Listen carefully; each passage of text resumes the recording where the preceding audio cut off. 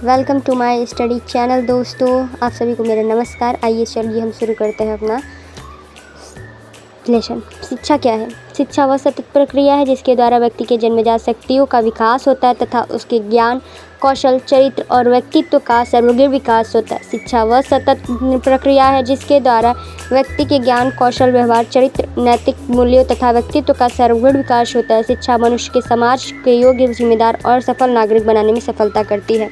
हम आपको यहाँ पे 2 डिफिनेशन दिए हैं, आपको जो सूटेबल लगे आप उसे याद कर लीजिए, क्योंकि ये डिफिनेशन याद करना आप लोग के लिए बहुत ज़रूरी है। इसी से आपको पूरा शिक्षा शास्त्र समझ में आएगा।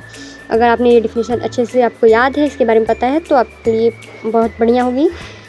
आइए हम आगे बढ़ते हैं। शिक्षा का उद्देश्य क्या है? शिक्षा के मुख्य उद्देश्य व्यक्ति का सर्वग्र विकास करना है ताकि वह एक आदर्श, जिम्मेदार और उपयोगी नागरिक बन सके।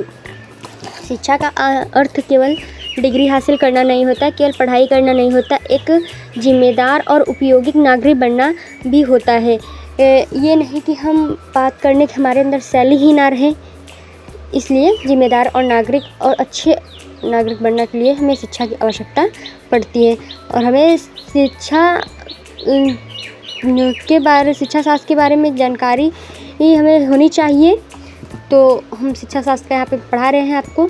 तो आइए देखते हैं शिक्षा के प्रमुख उद्देश्य। शारीरिक विकास, मानसिक एवं बौद्धिक विकास, नैतिक एवं चरित्र विकास, सामाजिक विकास, भावनात्मक विकास, व्यक्तित्व का सर्वगिर विकास, राष्ट्रीय एकता एवं देशभक्ति की भावना का विकास, आत्मनिर्भरता एवं रोजगार योग्यता का विकास, वैज्ञानिक दृष्टिकोण का विकास, लोकतांत्रिक मूल्य एवं मानवता का विकास। आप पीछे के वॉइस को इग्नोर करिएगा और इन सभी का एक बार स्क्रीनशॉट ले लीजिएगा, या फिर इस वीडियो को एक बार 2x करके एक नॉर्मल और तरीके से करके 2 से 3 बार देख लेंगे तो आपको शिक्षा शास्त्र के कुछ अच्छे टॉपिक्स के एकदम क्लियर हो जाएंगे। देख लीजिए यहाँ पे निष्कर्ष देख लीजिए आप लोग। शिक्षा के उद्देश्य केवल ज्ञान देना नहीं, बल्कि व्यक्ति को जीवन के प्रत्येक क्षेत्र में सक्षम, संस्कारी और जिम्मेदार बनाना है। जैसा कि मैंने आपको पहले ही बता चुका था, परिभाषा में आपको अच्छे से समझ में आ गया होगा। मैंने एकदम इजी परिभाषा आप लोगों को दिए हैं, जिससे आप लोग 1 बार 2 बार रीडिंग करेंगे आप लोग को लर्न हो जाएगा। आप एकदम सटीक ना याद करिएगा, उससे रिलेटेड ही याद करिएगा। अपने से बना कर लिखेंगे तो उससे भी आपको 3 से 4 नंबर मिल जाएंगे आराम से एग्ज़ाम में। तो शिक्षा के लक्ष्य क्या है?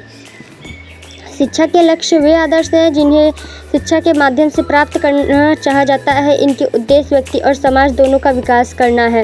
हम आप सभी को शिक्षा शास्त्र ही नहीं, हर विषय, आर्ट के सभी विषय को हम पढ़ाएंगे। आप लोग मेरे चैनल को सब्सक्राइब कर लीजिएगा और अपने अपने सब्जेक्ट कमेंट कर दीजिएगा, हम सभी पे वीडियोस ज़रूर लाएंगे। तो शिक्षा के प्रमुख लक्ष्य देख लीजिए। व्यक्तित्व का सर्वगिर विकास, चारित्र निर्माण, ज्ञान और बौद्धिक विकास, नैतिक एवं आध्यात्मिक विकास, सामाजिक विकास, राष्ट्रीय एकता एवं देशभक्ति का विकास, लोकतांत्रिक मूल्यों का विकास, वैज्ञानिक दृष्टिकोण का विकास, आत्मनिर्भर एवं रोजगारोन्मुख विकास, विश्व बंधुत्व एवं मानवता की भावना का विकास। ये हमारे शिक्षा के कुछ प्रमुख लक्ष्य हैं, इनको थोड़ा पढ़ लीजिएगा डिटेल में। निष्कर्ष: शिक्षा के लक्ष्य केवल परीक्षा में सफलता प्राप्त करना नहीं, बल्कि व्यक्ति को एक योग्य, जिम्मेदार, नैतिक और आदर्श नागरिक बनाना है। ये आपका जो मैंने ये 2 लाइन है, ये 2 लाइन आपकी बहुत पावरफुल है। ये 2 लाइन आप अपने जीवन में भी उतार लें। यहाँ केवल पढ़ने से काम नहीं होगा, थोड़ा अपने अंदर भी ये 2 लाइन लाएंगे तो आपके अंदर भी विकास होगा। तो प्राचीन भारत में शिक्षा के महत्व, वैदिक कालीन, मुस्लिम कालीन, ब्रिटिश कालीन, इन सब के बारे में हम अच्छे से पढ़ेंगे। अभी यहाँ पे हम थोड़े थोड़े वीडियोस में पढ़ा रहे हैं, आगे चल के अच्छे से पढ़ाएंगे। प्राचीन भारत में शिक्षा के उद्देश्य केवल ज्ञान देना नहीं था, बल्कि व्यक्ति का सर्वग्र विकास करना था। शिक्षा को जीवन का आधार और आत्मज्ञान का साधन माना जाता था। प्राचीन भारत में शिक्षा जो था, आप लोग प्राचीन भारत की शिक्षा के बारे में आप लोग को थोड़ा बहुत तो पता ही होगा। अगर नहीं पता है तो कोई बात नहीं, हम प्राचीन भारत इस पर भी पूरा डिटेल्ड वीडियो लाएंगे। यहाँ पे कुछ पॉइंट्स है, इसको आप लोग देख लीजिए थोड़ा। चरित्र निर्माण पर बल दिया जाता है प्राचीन भारत में शिक्षा में, और नैतिक और आध्यात्मिक विकास, गुरु शिष्य परंपरा का विकास, आत्मनिर्भर एवं अनुशासित जीवन की शिक्षा, समाज और राष्ट्र के प्रति कर्तव्य की भावना, संस्कृति एवं परंपराओं का संरक्षण और ज्ञान, विवेक और आत्मज्ञान की प्राप्ति। ये थी प्राचीन भारत की शिक्षा के महत्व। वैदिककालीन शिक्षा, वैदिककालीन शिक्षा के बारे में तो सभी मुझे जहाँ तक लगता है सभी ने एक बार नाम सुने ही होंगे और इसके बारे में थोड़ा बहुत जानते होंगे। आप लोग अगर नहीं जानते तो कोई बात नहीं, हम जब इसकी पूरी डिटेल वीडियो लाएंगे तो उसमें अच्छे से समझा देंगे, लेकिन ये परिभाषा आप लोग पढ़ लेंगे तो आपको खुद याद हो जाएगा। तो आप लोग की स्क्रीन पे दिया है वैदिक कालीन शिक्षा वह शिक्षा व्यवस्था है जो वैदिक काल में प्रचलित थी। इस शिक्षा के आधार पर वेद, उपनिषद तथा भारतीय संस्कृति और धर्म थे। इसका उद्देश्य केवल शिक्षा में ज्ञान देना ही नहीं बल्कि व्यक्तिगत को उसके सक्षम बनाना भी था। आप देख लीजिएगा एक बार। वैदिक कालीन शिक्षा की प्रमुख विशेषताएं: गुरुकुल प्रणाली पर आधारित शिक्षा, गुरु शिष्य का परंपरा पालन करना, चरित्र निर्माण, अनुशासन पर विशेष बल दिया जाता था। शिक्षा निःशुल्क होती थी। शिक्षा पूर्ण होने पर गुरु दक्षिणा दी जाती थी। रामायण के हिसाब जो देखेंगे तो उनको अच्छे से पता होगा।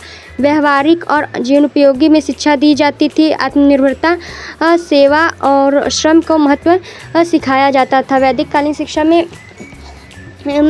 जो गुरु और शिष्य में पिता और पुत्र की तरह प्रेम हुआ करता था, ये भी एक पॉइंट है, ये भी याद रखिएगा।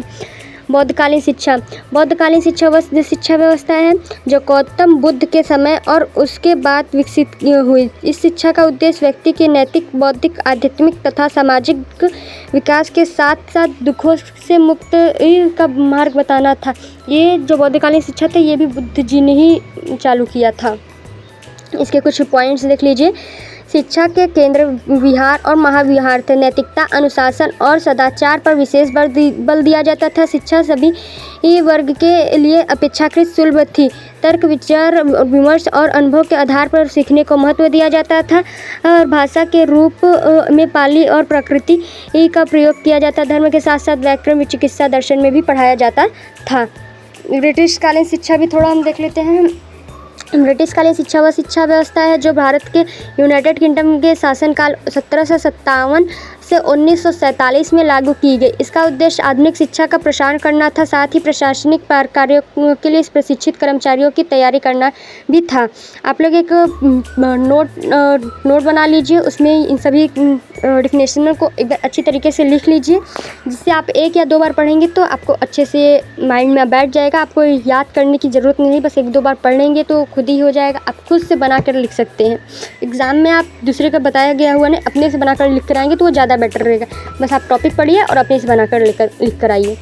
ब्रिटिश कालीन शिक्षा की प्रमुख विशेषताएं। अंग्रेजी भाषा को शिक्षा का प्रमुख माध्यम बनाया गया है। आधुनिक विषयों जैसे विज्ञान, गणित, इतिहास और भूगोल को महत्व दिया गया। विद्यालयों, महाविद्यालयों और विश्वविद्यालयों की स्थापना की गई। परीक्षा एवं प्रमाण पत्र प्रणाली का विकास हुआ। प्रशासनिक कार्यों के लिए शिक्षित कर्मचारियों का विकास किया गया। पाश्चात्य विचारों और आधुनिक शिक्षा का प्रसार भी किया गया था। जैसा कि आप लोग ब्रिटिश कालीन शिक्षा के बारे में देख सकते हैं। अंग्रेजी भाषा ब्रिटिश कालीन शिक्षा के द्वारा ही आई थी। मुस्लिम कालीन शिक्षा के बारे में भी आइए हम थोड़ा देख लेते हैं, इसके कुछ पॉइंट्स भी देखेंगे। मुस्लिम कालीन शिक्षा वह शिक्षा व्यवस्था है जो भारत के मुस्लिम शासन के दौरान विकसित हुई। इस शिक्षा का उद्देश्य धार्मिक ज्ञान, नैतिकता, चरित्र निर्माण तथा प्रशासनिक योग्यता का विकास करना था। मुस्लिम कालीन शिक्षा से भी क्वेश्चन पुटअप करते हैं, ये बात ध्यान रखिएगा, इससे भी क्वेश्चन आते हैं। और बौद्ध कालीन से भी बहुत ज़्यादा आता है। ब्रिटिश कालीन से भी आता है, ऐसा नहीं है, आते सभी से हैं, बस थोड़ा ध्यान दीजिएगा, ये सब थोड़ा इंपॉर्टेंट है। शिक्षा के प्रमुख केंद्र मकतब और मदरसे थे। अरबी, फारसी इनकी महत्वपूर्ण भाषा थी। धार्मिक शिक्षा में इनके देखिए कौन कौन से आते थे सब्जेक्ट: गणित, इतिहास, भूगोल, चिकित्सा, साहित्य, ये सब पढ़ाए जाते थे। नैतिकता, अनुशासन और सदाचार पर भी विशेष बल दिया जाता था। इनके योग्य विद्वान और प्रशासनिक अधिकारियों को तैयार करना पर भी बल दिया जाता है। शिक्षा का संरक्षण शासकों और धनी व्यक्तियों द्वारा किया जाता था। जो इनका संरक्षण शासक था वो धनी व्यक्तियों द्वारा ही किया जाता था। और इनके प्रमुख जो केंद्र हैं मकतब और मदरसे, ये याद रखिएगा, इससे MCQ जरूर से ज़रूर आते हैं। स्वतंत्रता पश्चात भारतीय शिक्षा। स्वतंत्रता पश्चात भारतीय शिक्षा से आज से 1947 में भारत की स्वतंत्रता के बाद विकसित की गई ये शिक्षा व्यवस्था है जिससे इसका उद्देश्य सभी नागरिकों को समान गुणवत्तापूर्ण वैज्ञानिक, लोकतांत्रिक एवं रोजगारोन्मुख शिक्षा प्रदान करना तथा राष्ट्र के विकास के लिए सक्षम नागरिक तैयार करना है। स्वतंत्रता के बाद जो भारतीय शिक्षा हमारी हुई है, इसमें हम लोग को रोजगार मिलेगा, मतलब रोजगार के लिए ज़्यादा हम वो किए गए, वैज्ञानिक हुए, गुणवत्तापूर्ण, लोकतांत्रिक, नागरिकों को सम्मान भी मिलने लगा। इन सब चीज़ों पे ज़्यादा बल दिया जाने लगा। और हम सब आज उस शिक्षित हैं और सक्षम नागरिक भी हैं। आइए स्वतंत्रता पश्चात भारतीय शिक्षा की कुछ प्रमुख विशेषताएं देख लीजिए। सभी के लिए शिक्षा पर बल, जैसे मैंने अभी पहले बोला, निःशुल्क एवं अनिवार्य प्राथमिक शिक्षा, आंगनबाड़ी, बहुत लोगों ने नाम सुना होगा, और लोकतांत्रिक एवं धर्मनिरपेक्ष मूल्यों का विकास, विज्ञान, तकनीकी एवं व्यावसायिक शिक्षा, ये सब देख लीजिएगा। और यहाँ पे कुछ आयोग है, विश्वविद्यालय शिक्षा आयोग, माध्यमिक शिक्षा आयोग, कोठारी आयोग, ये भी थोड़ा आप लोग देख लेंगे। कोठारी आयोग इसमें से बहुत ज़्यादा महत्वपूर्ण है। यहाँ पे समय काल दिया है, वैदिक, बौद्ध, मुस्लिम, ब्रिटिश स्वतंत्रता, इन सभी के समय काल दिए गए हैं। हम वीडियो ज़्यादा लॉन्ग नहीं खींचेंगे, नहीं तो आप सभी बोर हो जाएंगे। तो thank you so much, and video को लाइक, शेयर, चैनल को सब्सक्राइब, कमेंट, शेयर जरूर।